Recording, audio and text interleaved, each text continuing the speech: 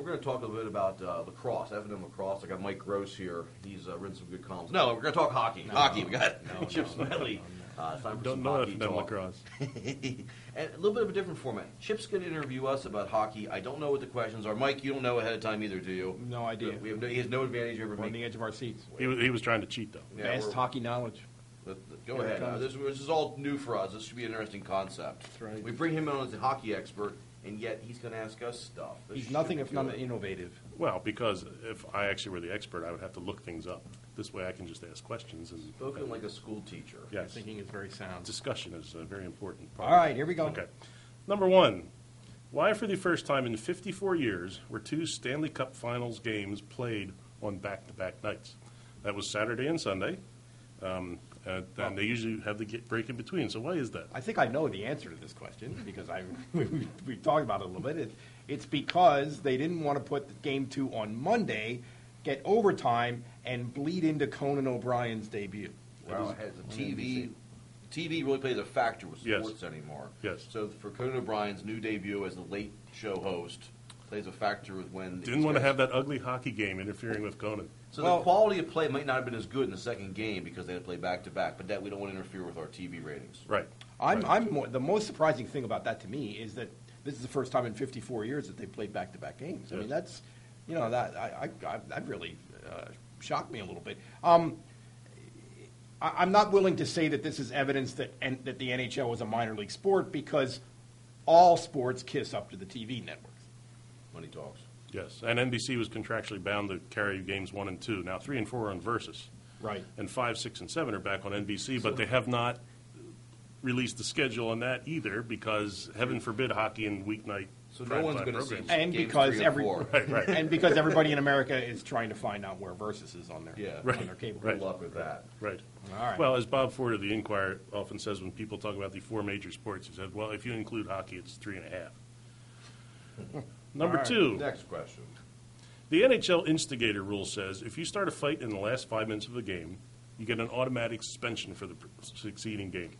So, why didn't Pittsburgh's Evgeny Malkin get suspended for Game 3 after picking a fight with Henrik Zetterberg in the closing minutes of Game 2? And I don't know if you've seen this, but Maxime Talbot spears Chris Osgood, the Detroit goaltender, a little scrum ensues, and suddenly Malkin skates around the neck and starts punching Zetterberg, who's trying to skate away, and Malkin's got him by the jersey and punching him in the back of the head. Well, could you even implausibly make the argument that he didn't start a fight? Would that be the argument? Oh, it was a fight. Well, no, it was a fight. I'm saying maybe he didn't start it Well, because there was already a fracas. Here's what the NHL said. They rescinded the He's a suspension. superstar is what the reason. Well, yes. The suspensions are applied under this rule when a team attempts to send a message in the last 5 minutes by having a player instigate a fight. The suspension could also be applied when a player seeks retribution for a prior incident. Neither was the case here, and therefore the 1-game suspension is rescinded. Well, they were both the case. So Malkin is not articulate enough to send a message with his fist. What this seems to me is when you're in somebody's backyard, on the home, your friend's backyard growing up, and you're beating him, so he changes the rules of the game so it works for what they want What's to the do. deal with rescinding these things? The NBA, like, we're going to rescind a Dwight technical Howard stuff. foul? What is up with that? Well, you know what?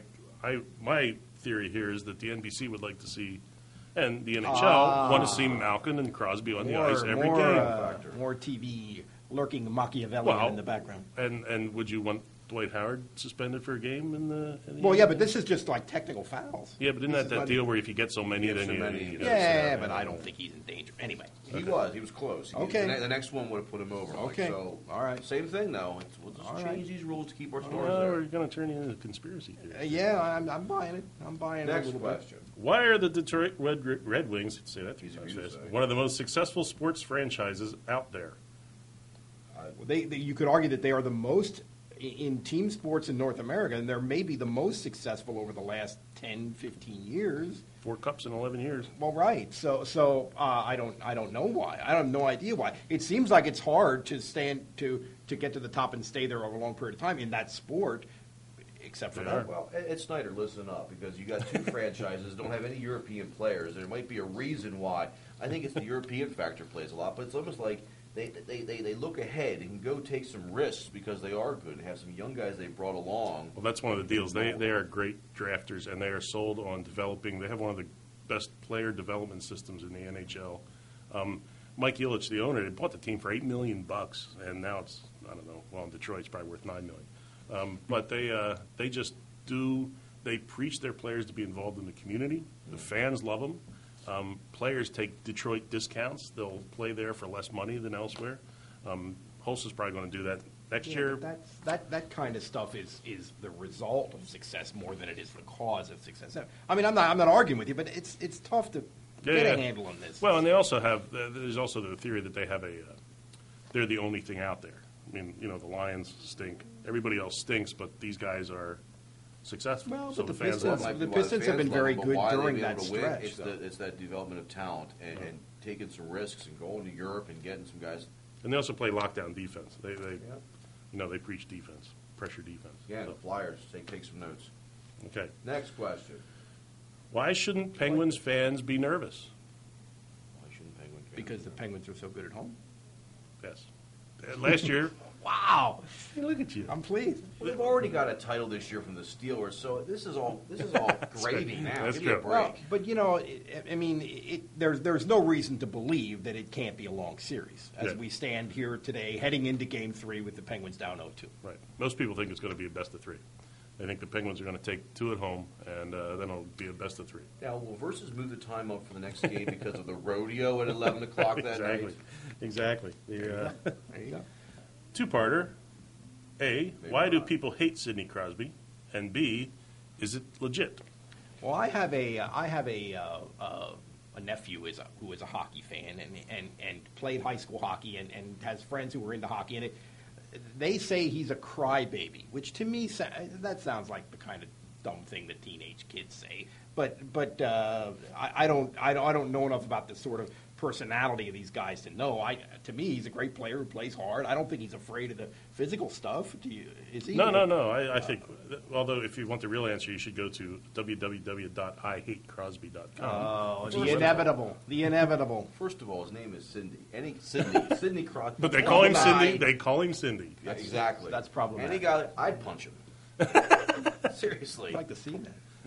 See that matchup. He is very talented, though. Well, you'd be surprised to learn that in a poll of 193 NHL players this year, they were asked, which player complains most on the ice? 52% said Crosby. The closest competitor was Chris Pronger with 8%. So these are 193 players. So he is a whiner and a crybaby. He got picked on a recess a lot, I think, as well. A lot of wedgies. And the man should never grow a playoff beard because it's really not. It's just not happening. It's like playoff not moss. Lot of sort of peripheral problems with Sidney Crosby. Yes. Okay. And then I just want to leave you guys a nominee for the dumbest sports quote of the year.